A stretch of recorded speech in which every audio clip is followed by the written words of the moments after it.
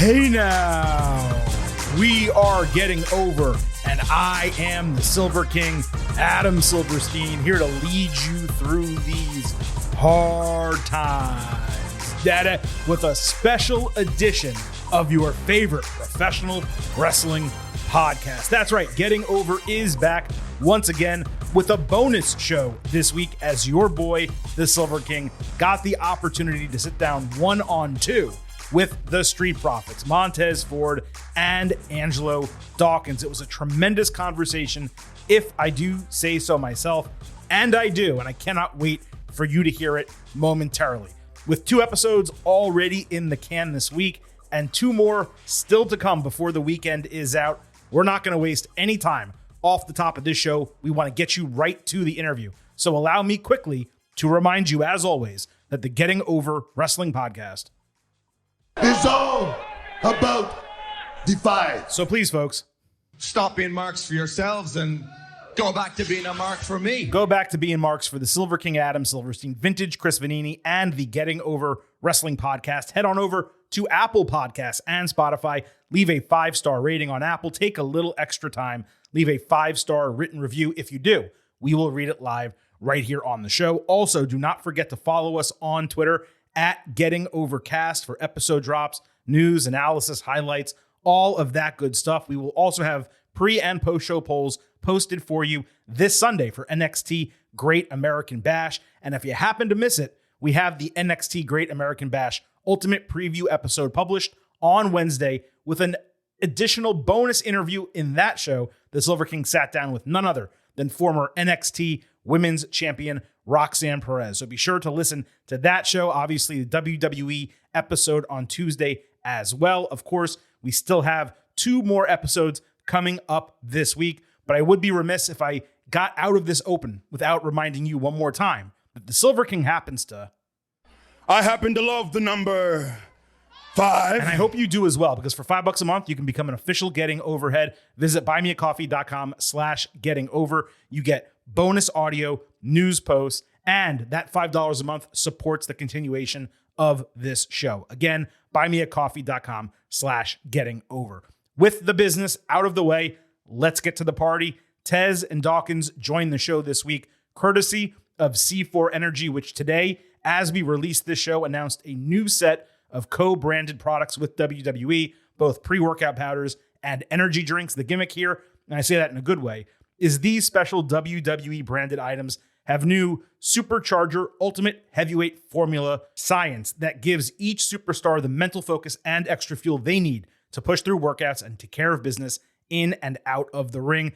All of these flavors are exclusively available at GNC. The beverages are coming in Berry Powerbomb and Ruthless Raspberry flavors. The powders are Pomegranate Pile Driver, Nectarine Guava Knockout, and Bare Knuckle Blood Orange. The Blood Orange is definitely the one I would try first, and you will hear Tez running through all of those flavors again momentarily. But it was great to speak with the Profits. We not only talk about C4, peanut butter and jelly, cheat meals, but we also dive into some big-time topics, including Dawkins' transformation, both physically and inside the ring, Tez's singles run and Elimination Chamber, why that did not continue, the Profits not really being utilized that much recently, and whether a character change is in store for them, plus much more. Okay, enough previewing it. I lied earlier when I said no more business. Let's get to the party. Now I mean it. No more business.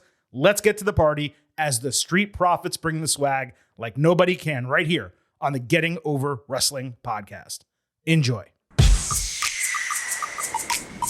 Thrilled to welcome none other than the Street Profits, Montez Ford, Angelo Dawkins, to the show for the first time. You can catch them weekly on SmackDown, airing Fridays, 8 p.m. Eastern on Fox. And don't miss WWE SummerSlam coming up from Detroit, Saturday, August 5th, 8 p.m., live on Peacock here in the United States. Guys, great to have both of you here. I know you're on the road, you're doing your thing.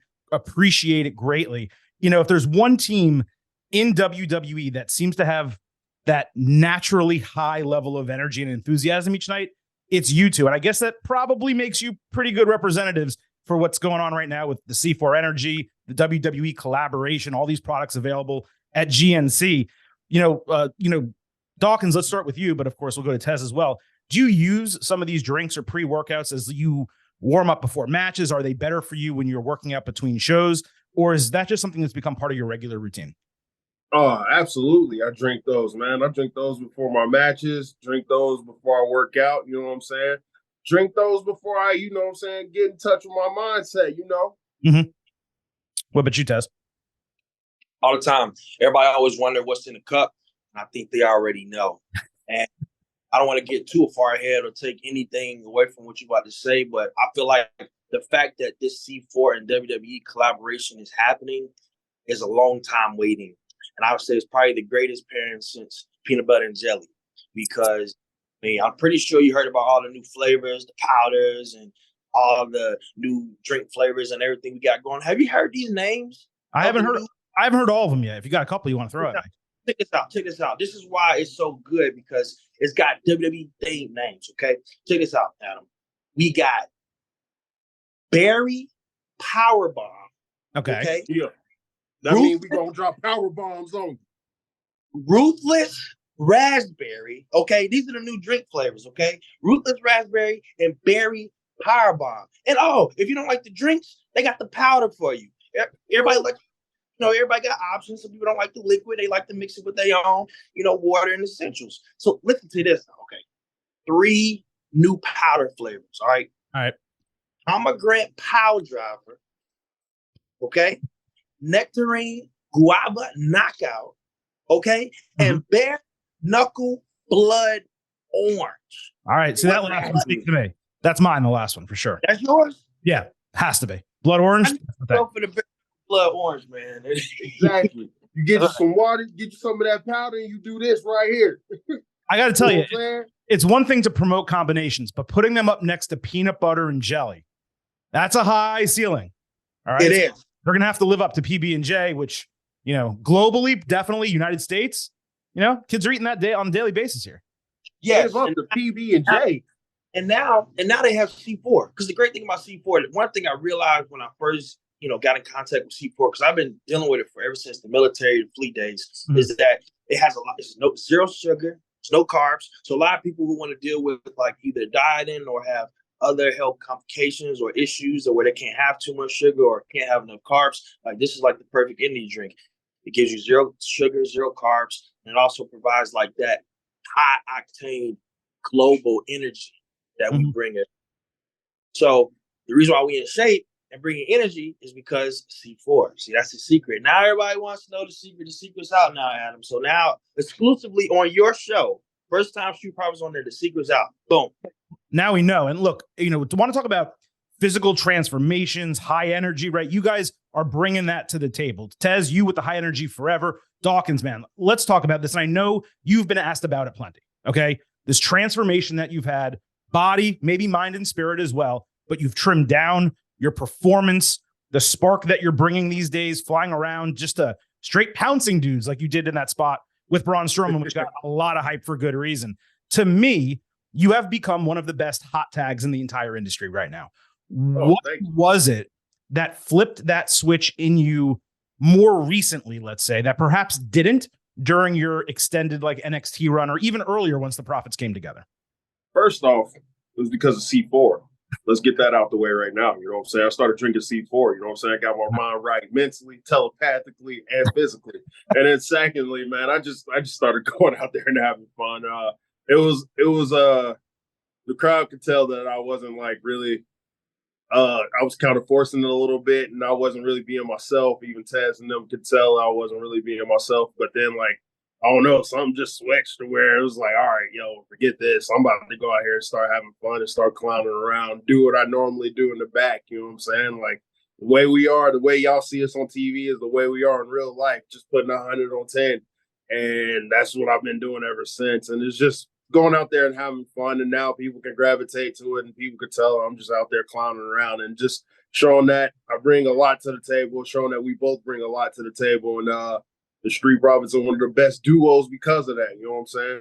Yeah, there's no question about that. Did you get any type of feeling where, I mean, look, fans talk, right? And you guys are online, so you're on social media, and they're saying, Tez might do this, Tez might do that. And then Dawkins is over there, right? But now they're not doing that anymore. They're talking, hey, Tez might do this, Dawkins might do this. And not just together, which I think everyone loves you guys together, but eventually perhaps one day as a team. But what I'm curious about as well is when you guys got together in NXT. Now, it seemed like a natural pairing from the jump. I know you were boys outside the ring first, and Triple H kind of brought you together and said, hey, let's team you up, see if that works out. But was there a certain point, a match or a time period while working together that you realized, hey, you know what? Like, we actually have great chemistry in the ring, and this could work out, not just short-term in NXT, but long-term? I want to say, I don't want to speak for Taz on this one, but the match for me, like, we've always had great chemistry no matter what. But, like, the match when we finally stepped in front of a real big crowd, 2019, I believe, it was TakeOver Phoenix. When we were the pre-show, like basically one of the NXT tapings before that pay-per-view.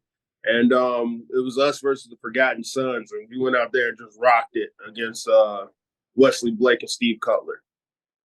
And that was when we just looked at each other. It was like, oh, okay. Now we there. Same moment for you, Tez? You know, I feel like it was the first pairing, like from then, like, because like anytime you get a chance, and it's a rare occasion, anytime you get a chance to bring in like your real life persona to the ring, especially with someone that you're used to being around and you kick it with, it becomes it's easy. Like you said, it's natural. It's like, you know, having a conversation with one of your family members or your brother or sister or somebody you've been knowing for a long time. And then now the only difference is that there's a camera in front of your face and you have a task in hand to accomplish. So I feel like for me, the moment was just us pairing, you know, each other up, because once that happened, I was like, oh, it's about to take off now, because that stuff's so natural, you know. I think one of the easiest things here in our business to do is to be able to work with people that you naturally click with, not just inside of the ring, but outside of the ring as well. So you guys were running pretty hot in NXT, and there was a time period where fans kind of started percolating like, hey, you know, main roster, Raw, SmackDown, let's get these guys up. But instead of that happening at that time, you actually went over to Evolve, became tag team champions over there. What were you guys told was the reason for that stint in Evolve? And like, was there something specific they wanted you to work on? And do you feel that experience ultimately paid off for you? Let's start with Taz on this one. It wasn't really a clear directive. It was just basically go out there and, you know, explore yourself, you know, find out more things you want to do, different character traits, see different sides of you, and to have fun. And that's exactly what we did. I'm very appreciative of that time, because Evolve at the time was looked at as a independent circuit. And so I've never been inside of the independent circuit. I've watched wrestling my whole life, but I've never experienced the independent circuit as a whole. So not only just going there and doing that stint, but it was kind of like a humbling process to show like the difference between Evolve and WWE at the time. And also it was a mission for us to bring that individual platform to a higher standard, to a bigger stage, because they have individuals that was there at the time that he's now the United States champion. Austin Theory was there at the time, and a couple other WWE superstars that are now with us. A couple of members from LWO was there. So it was kind of like a bridging the gap type situation, in where we went over there, we found out about ourselves, but also we got to work with individuals who now in the future came here. So I think it was a great process. I think it worked out well for like everyone involved, not just us, but obviously Austin Theory now, he's doing these wonderful things at WrestleMania. He's United States champion now, and a plethora of other WWE superstars. So I love the stint myself. I enjoyed it. Humbling process as well, and just gives you a bird's eye view of things outside of the WWE, how differently things are as well. Yeah, for sure. Dawkins, so I know you've mentioned recently that you got a chance, as you were doing this transformation, body, mind, spirit, whole deal, working with TJ, Tyson Kidd, and Natalia in their dungeon as part of, improving yourself, I guess, in the ring to some degree. What do you feel like you personally learned and accomplished by working with them that maybe you weren't getting earlier in your career, or maybe didn't hit home earlier in your career? Man, a lot of stuff. Just more so like in-ring timing, skip like a little bit more of the technical side of things, and also like just making sure your lungs is good. Because like going there, especially now, freaking, it's like 100 degrees in Florida. In the warehouse, it's about 120.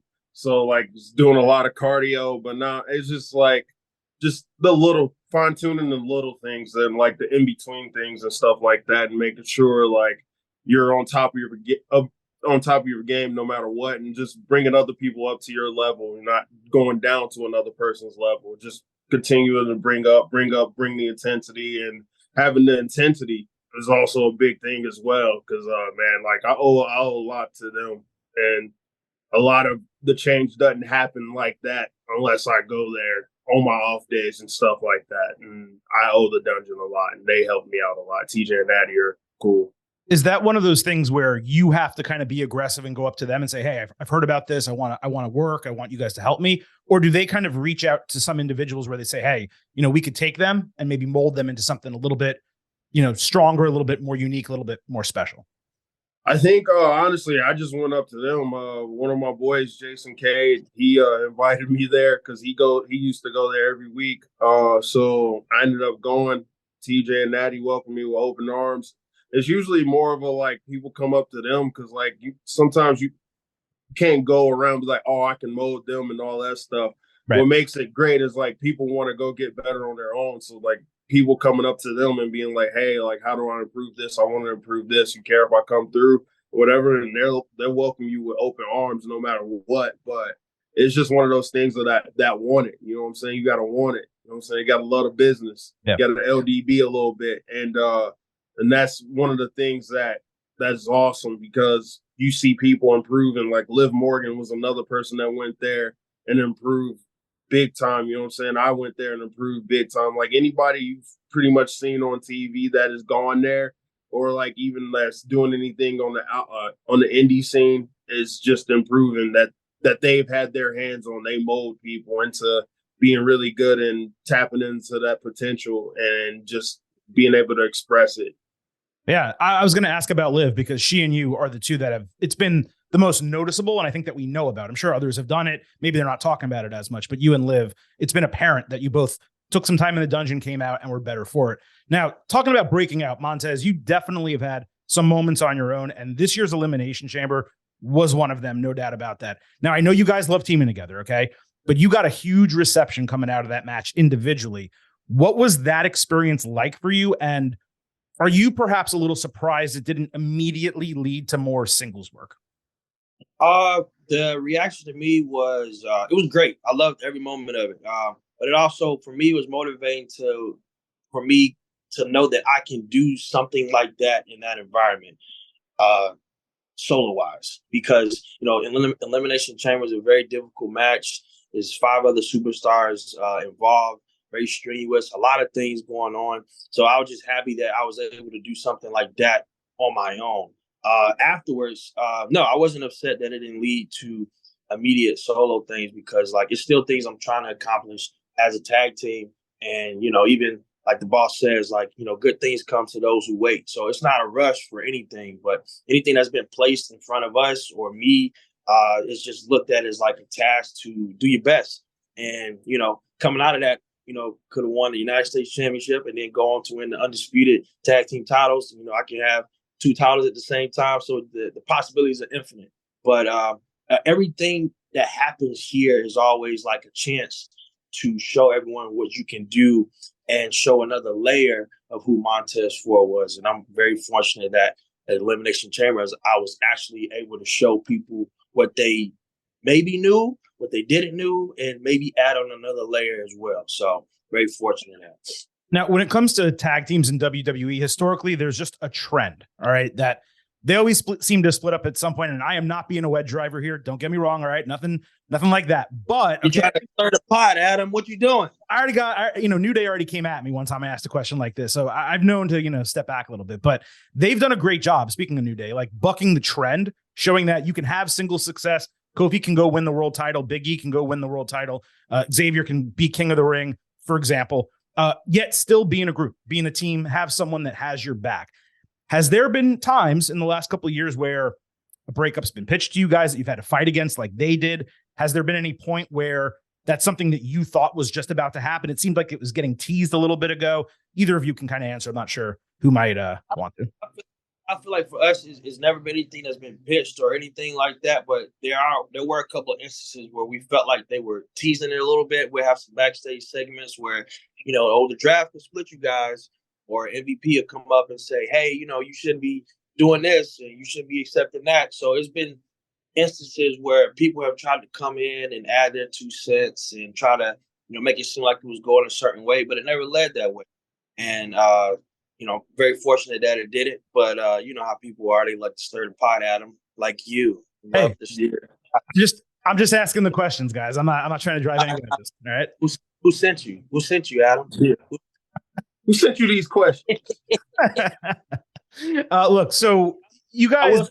I will say though, like Adam, like it's like you said, it is a trend, and it's always one of the big arcs that happen. Like, oh, this could possibly happen to them, and it's always a good storyline trait to add to the tag team. But there's also like those ones where like they're still very successful without any beef. If you look at like people like rap groups back in the day, like they'll start off as a group but want to go solo, and then they'll come back and still do like a combined project. You look at groups like Slum Village, Tribe Called Quest. Those guys were groups before, and then Q-Tip ventured off and did his solo stuff, and then they came back and still did things together as a unit. But it wasn't any beef, So you guys were running pretty hot coming out of Mania, obviously, and I think as of the last couple months, I guess from a viewership standpoint, if I'm watching on TV, things have maybe cooled down, haven't been on as much or as featured as much. And I know it goes through waves and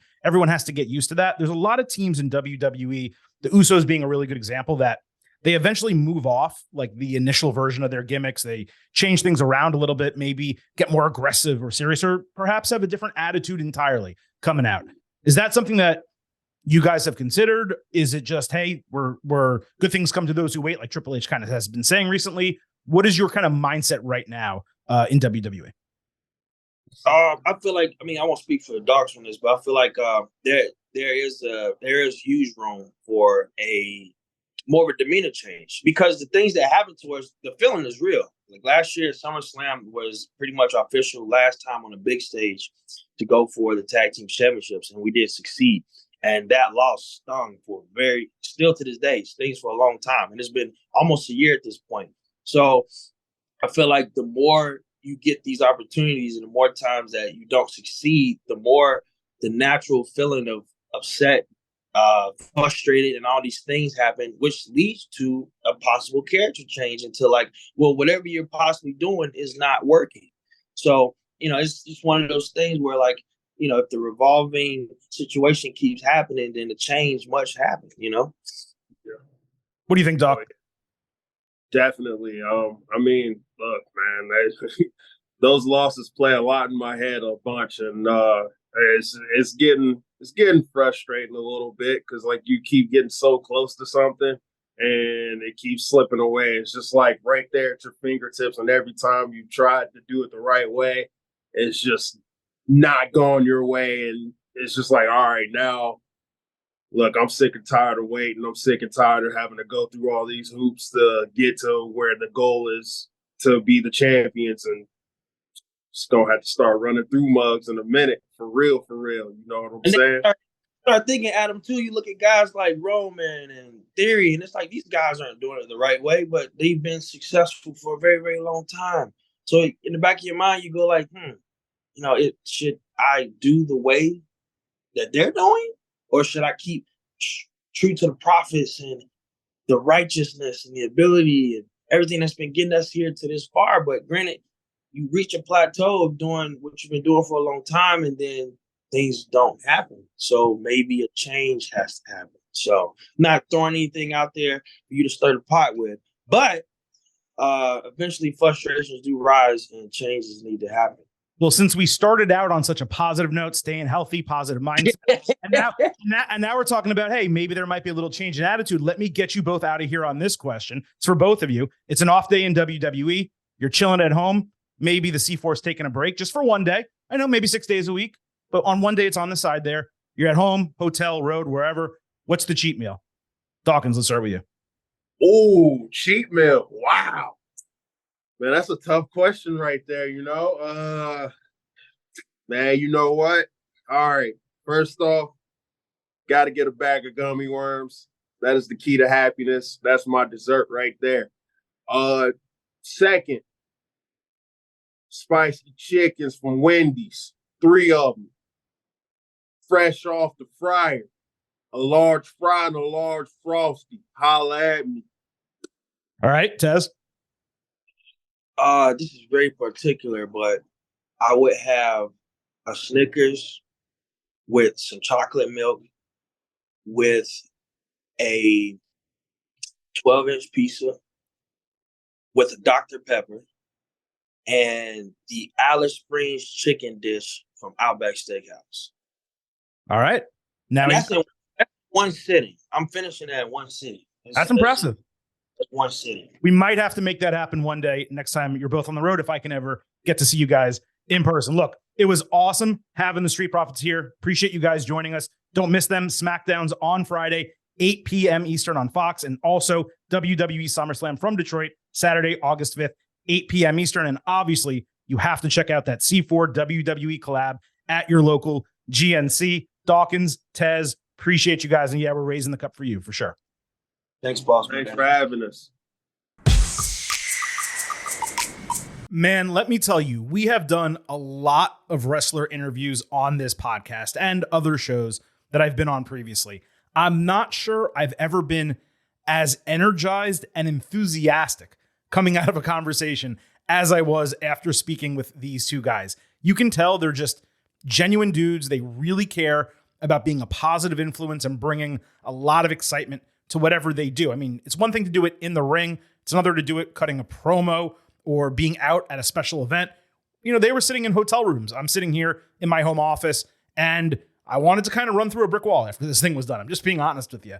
Much of what we discussed was obviously interesting, but perhaps nothing more so than that penultimate question I asked, which was before this Bobby Lashley segment with them happened on SmackDown 2 weeks ago. You know, sometimes wrestlers will kayfabe you a little bit when answering a direct question about gimmicks or storyline. And Tez definitely threw a little bit of that in there, talking about Roman Reigns and Austin Theory. But outside of that 5 seconds, it was clear that there is some legitimate frustration that they really have not been featured strongly for the better part of a year overall, but especially the last 5 months coming out of Elimination Chamber with Tez having that singles moment. Yeah, they had that, I think, what was it called? A WrestleMania showcase match, and they looked great during that match, and the match was fun. But when's the last time you thought of the Street Profits besides that? And even that was thrown together to get people on a show that we were saying, hey man, like, where are the Profits? Why aren't they on this show? Well, they got on with that, and they were one of the most entertaining things on the entire program. And look, you can't blame them for potentially being frustrated. They're one of the top 3 or 4 teams in WWE, yet they've kind of been relegated to occasional matches, not even being on TV most weeks. And I don't think it's purposeful. I don't think it speaks to WWE's belief in them long-term or anything. Obviously, they believe in them. They're fantastic.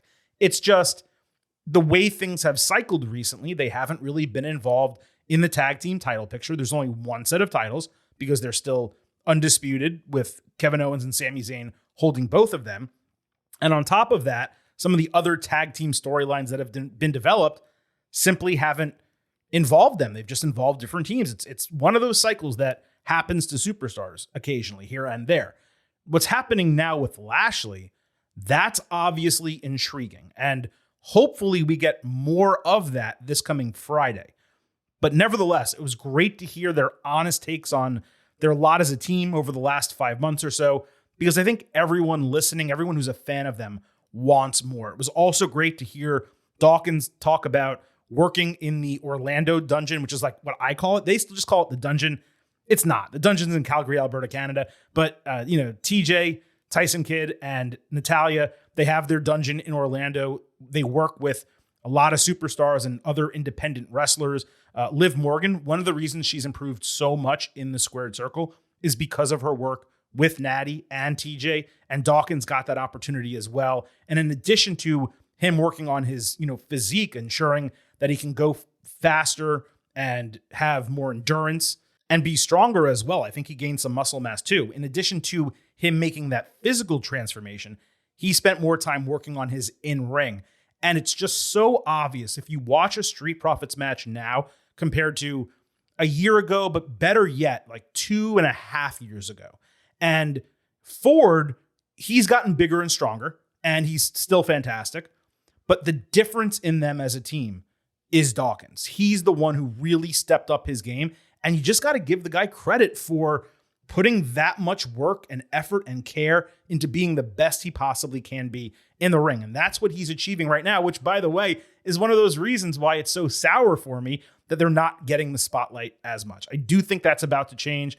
I have a feeling coming out of SummerSlam, we're going to be getting a lot of the Street Profits. And that, of course, is a hugely positive thing. So I appreciate Montez Ford, Angelo Dawkins for spending, 20 plus minutes with the Silver King, breaking down all that stuff. I appreciate WWE and C4 Energy making them available so we could interview them. Obviously, we love having these conversations, love bringing them to you. And the types of responses we get when we do interviews certainly makes your boy, the Silver King, feel very good. I hope we get to bring you more in the future, and not just the extremely strong level that the ones we're already bringing you are, but perhaps prominent and even more prominent as the future unfolds. So I appreciate all of you listening to this episode of the Getting Over Wrestling podcast. Just to remind what our schedule looks like, on Tuesday, we gave you our latest WWE episode. A lot of talk about Judgment Day on that show, especially Rhea Ripley, but also the Bloodline, Roman Reigns, Jey Uso in the Tribal Combat match, and of course,